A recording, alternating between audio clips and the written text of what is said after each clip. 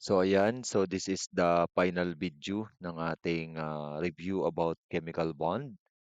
So yung ibang part ng review ay bukas na lang natin gawin kapag nasa face-to-face class na po tayo. So for the final review ng ating chemical bond, let's talk about the about sa molecular geometry at saka sa ating pag-determine ng most stable Lewis structure. So let's go to to those topic. So the first question that you should know how is how to find the most stable Lewis structure. So to find the most stable Lewis structure, you should compute for the formal charge. And naituro ko naman na sa inyo yung about sa formal charge dun sa ating face-to-face, di ba? Then, ang key po dyan is you have to make the formal charge of the central atom as lowest as possible. Yung pinakamababang formal charge na possible do sa central atom. While ensuring na naka-octet po yung ating mga atom dun sa ating covalent compound. Then let's try to practice one example yung sa CNO negative na compound. So, first step po natin sa Lewis structure is we are going to compute for the total number of valence electron of this compound.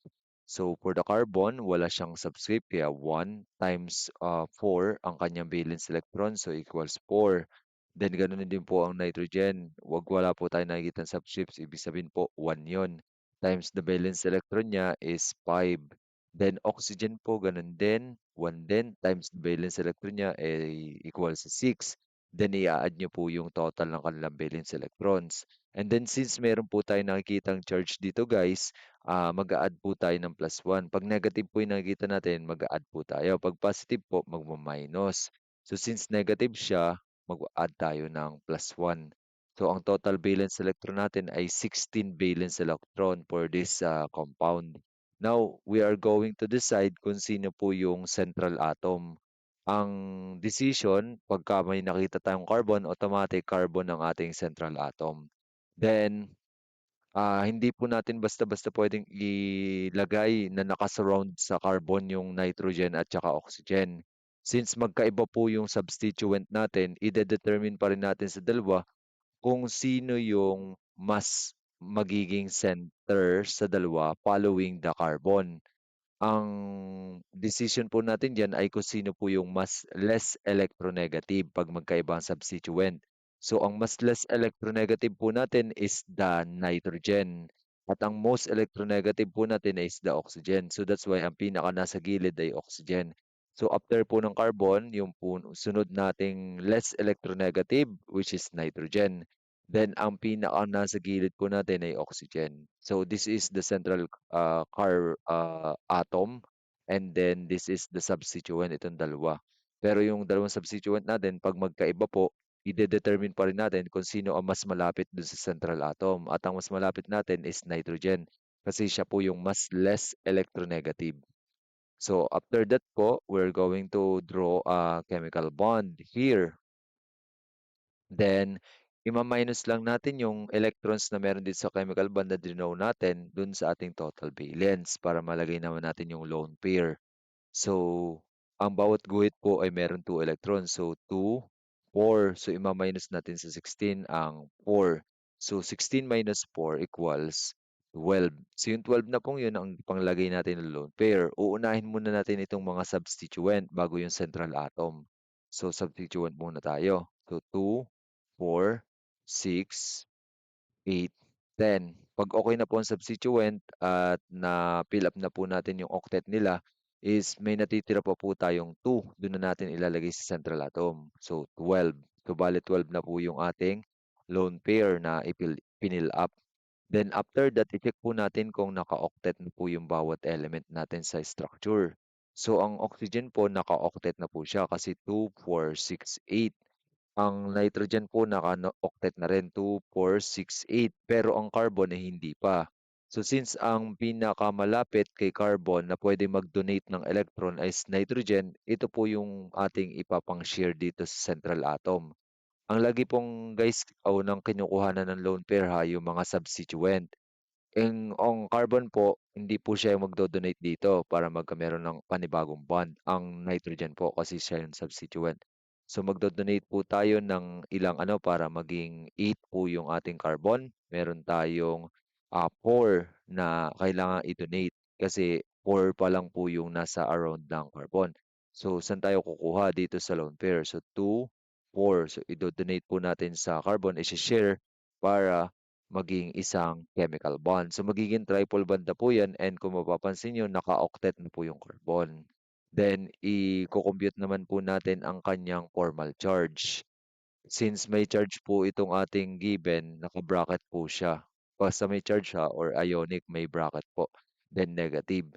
Then, aalamin po natin ang formal charge. So let's compute for the formal charge of carbon. To compute for the formal charge is equal to ano po siya, valence electron ng element minus yung number of direct bonding electrons. Ang direct bonding electrons po dito sa ating carbon is 1, 2, and 3. Ano, ito po yung direct bonding niya, 3 plus number of electrons sa lone pair. Ang lone pair po niya ay ito lang. So, meron po siyang 1, 2 electrons. Kaya 2 po yung nakalagay dito. So, 3 plus 2 equals 5. So, yung 4, pag minus natin yung 5 is equal to negative 1. So, that is the formal charge of our central atom, negative 1. Then, for the nitrogen po, to compute for that, si kanyang valence electron po is 5 minus number of direct bonding electrons. So, 1, 2, 3, 4. So, 4 po yung ating direct bonding electrons. Then, wala po siyang lone pair, kaya 0 po yung nakalagay dito. So, pag minus po natin yan, will equal to positive 1. So, 5 minus 4 equals positive 1. Then, the last is this one, yung ating oxygen. So, ang valence electron niya ay 6 minus yung direct bonding electron natin ay isa lang po. Ito pong nasa chemical bond na to, isa lang yung direct bonding. Then plus 6 which is yung electron na nasa lone pair. So, 2, 4, 6. So, that equals to 7. So, 6 minus 7 is equals to negative 1. So, pag inad po natin itong tatlo, dapat mag-i-equal siya din sa charge na nasa labas. And that is the final stable Lewis structure of the CNO negative. So here, ang ating pong charge ng carbon is negative 1. Okay, yung ating central atom. And that is the lowest possible charge na magiging charge po ng ating carbon. Ano? Para pag inad natin itong tatlo sa loob, is magiging negative 1 po yung total nila.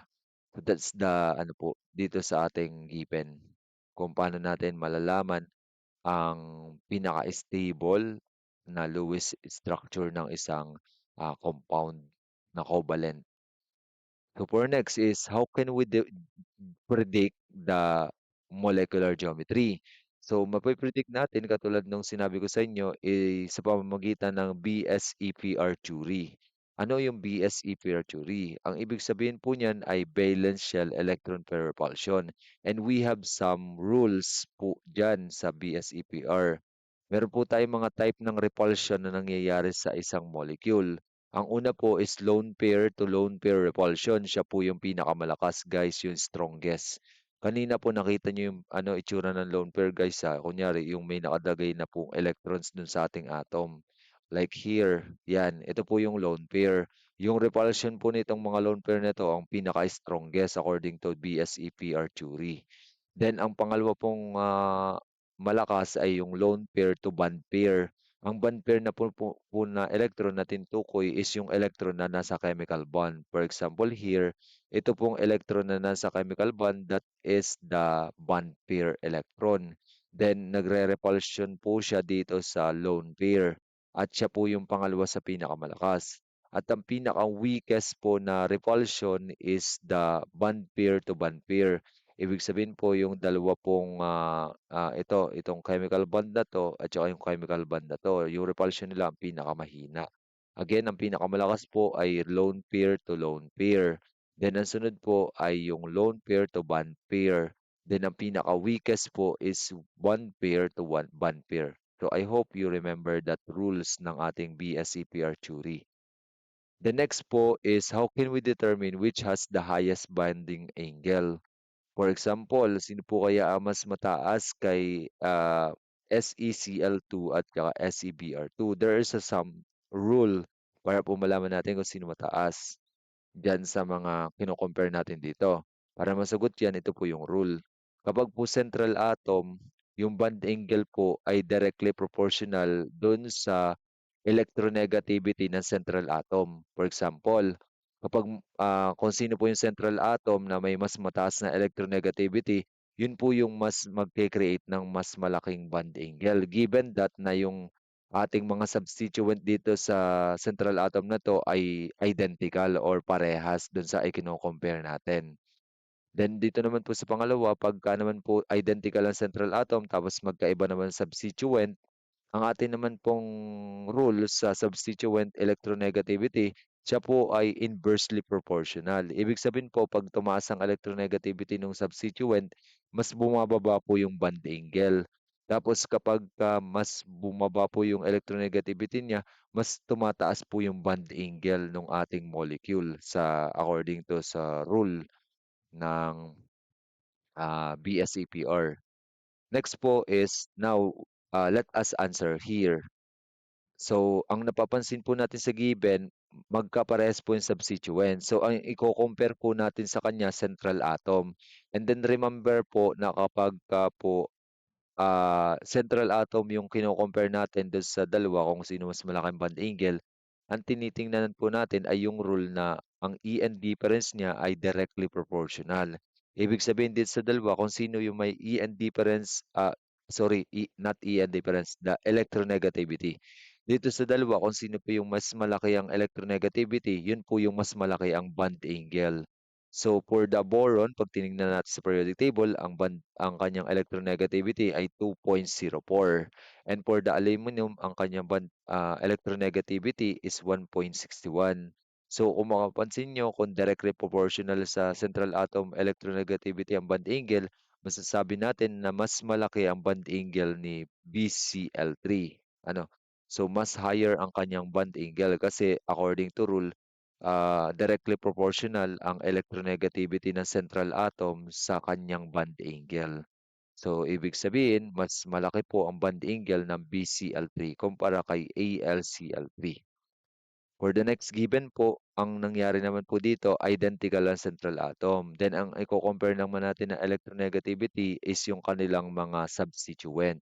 Dito sa kabila po, Cl, sa kabila, Br. At ang rule natin dito sa substituent ay inversely proportional, guys. Kabaligtaran. Kapag mas lumaki ang ating electronegativity, mas lumiliit ang bond angle. Tapos pag maliit naman ang ating electronegativity, ay mas malaki ang kanyang bond angle. So, inversely proportional.